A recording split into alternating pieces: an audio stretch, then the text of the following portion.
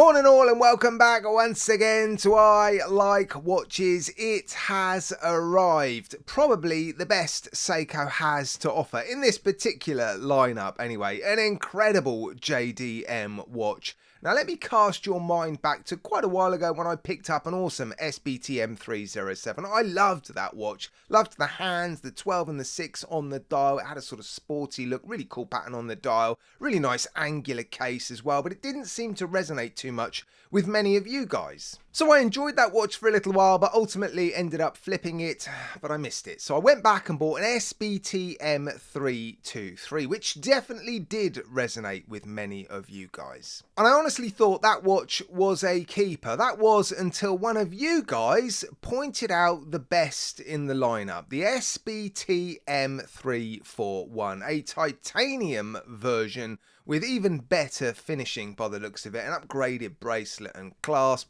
I couldn't resist the temptation to pick one of those up, so I flipped my Casio Oceanus and my SBTM 323, and it has arrived from Sakura Watches. That is, I think anyway, the cheapest place for me to buy it in the UK. I often look at Japan online, but then their prices don't seem to be as competitive as the Sakura Watches website. So yeah, that's where I went to pick up this watch. And if you put SBTM in their search bar, you'll find hundreds of watches in this particular lineup, and I think they represent incredible value for money. Now, if you want to know everything there is to know about the movement, I suggest you go back and watch one of my other reviews, because this is now the third watch in this particular lineup that I'm going to be showing you. I'm just going to share with you the highlights.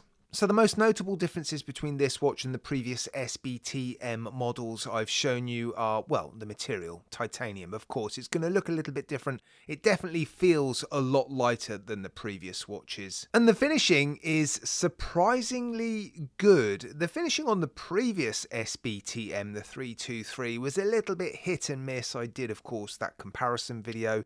And in that, we saw some parts of that watch beautifully finished, others really leaving a lot to be desired. But this watch looks, yeah, nicely finished, especially considering it's titanium, and on the whole it's more difficult to finish titanium to a polished finish. But they seem to have done a really nice job. One of the other obvious differences is the bracelet and the clasp. A very different bracelet on this watch. Some polished elements, but predominantly brushed. Some angles and flat facets there as well. Yeah, it looks really nice. Milled inner elements to the clasp as well, and the outer shell, or the outer surface if you like, looks to have been incredibly well brushed. That's really nice. Now, there is a lack of micro adjustment with this clasp, but they've given you some smaller links, so in various combinations you should be able to get this watch to fit perfectly. Pin and collar system for the links, and the end links are solid, so yeah, the overall construction seems to be really nice. Now back to the case, it looks to be an almost identical case shape to the 323 that I saw, the steel version basically. Now this watch is 50% more expensive, £350, $450. It's not a cheap watch, but when you look at what's available from Seiko domestically, I think it represents really good value for money. Of course, if you're only interested in automatic watches, well, this lineup of watches is just not going to interest you at all. But if you like set and forget, pick up and go watches, watches that connect to radio towers and keep really accurate time, and have a few other functions as well, like perpetual calendar, then it's definitely going to interest you. And I think it is the best range of watches that Seiko has to offer if that's what interests you. And I'm pleased to see this watch has a crystal with the super clear coating on it. I love this coating. It just makes it look like the crystal isn't there. And that in combination with the AR coating on this crystal means you're not going to have any legibility issues outside. And yeah, I'll do the legibility test and a lume degradation clip at the end of the video so we can see just how legible this watch is day to day. I'm also really pleased to see the applied indices have those tiny little grooves in them that when the watch plays with the lights, you sort of get that rainbow effect. I love the hands as well, and as I've already mentioned, some lume on this watch, which I know will be appreciated by many people. Date complication at the 3 o'clock, white background to that date wheel with a black numeral on it. I wonder if that would have looked better the other way around.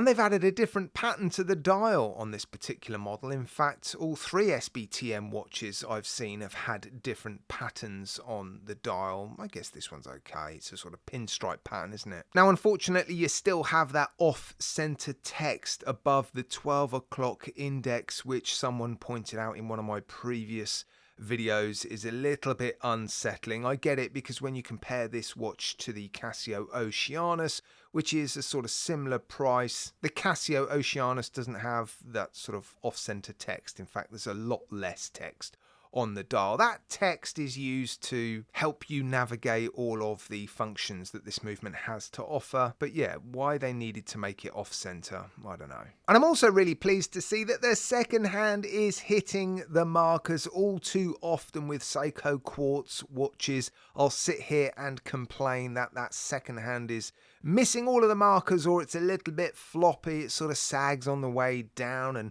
lags on the way up. But this one is, yeah, hitting the markers nicely. I think that's the minimum we should expect from Seiko when it comes to their quartz watches, but for some reason quite often they fail to deliver, don't they? But yeah, for JDM watches, they seem to get it right most of the time. So I can definitely see where the extra money has gone on this watch. It is the most expensive SBTM watch that Seiko has to offer at 66,000 yen. That's roughly $450, £350. You're getting a very nicely finished titanium case and bracelet and clasp. Definitely a step up from the previous SBTM models that I've seen. You're also getting a nicer bracelet and clasp, milled clasp, gorgeous bracelet, the same movement, the same functions as the other SBTM watches, the same crystal seemingly, the same hands, applied indices, basically everything else seems to be the same. It's just the material and the quality of the bracelet and the clasp that seems to have been improved. Now I'm left asking the question, would I prefer this watch in stainless steel? Absolutely 100%. If they made this exact watch but changed the titanium to stainless steel, I think it would be undoubtedly the very best SBTM watch that Seiko has to offer, and probably the best set and forget pick up and go watch I have ever seen. But sadly, I personally am not a massive fan of titanium, although this one doesn't look too bad in terms of its colour. Some titanium watches can just look a horrible sort of dirty, grubby grey colour. This one looks quite bright and silvery still, but yeah, overall I just generally prefer steel watches. But there is no denying it is fantastic, incredibly comfortable, obviously, given its weight, case shape and dimensions. You know, Seiko seem to nail that every single time. So yeah, if you are looking for a titanium set and forget watch in this sort of price bracket, then I don't think there's any other watch to beat it, to be quite honest. Now I know what's going to happen. I'm going to keep hold of this for a little while, and then one of you is going to point out potentially an even better set and forget or pick up and go watch. I'm going to end up flipping this and buying that one. So yeah, make sure you come back and check out future videos. And as always, guys, a massive thank you from me to you for tuning in. I do appreciate it. And please don't forget to sub if you haven't done so already, and hit that like button and bell notifications icon as well. Cheers, guys.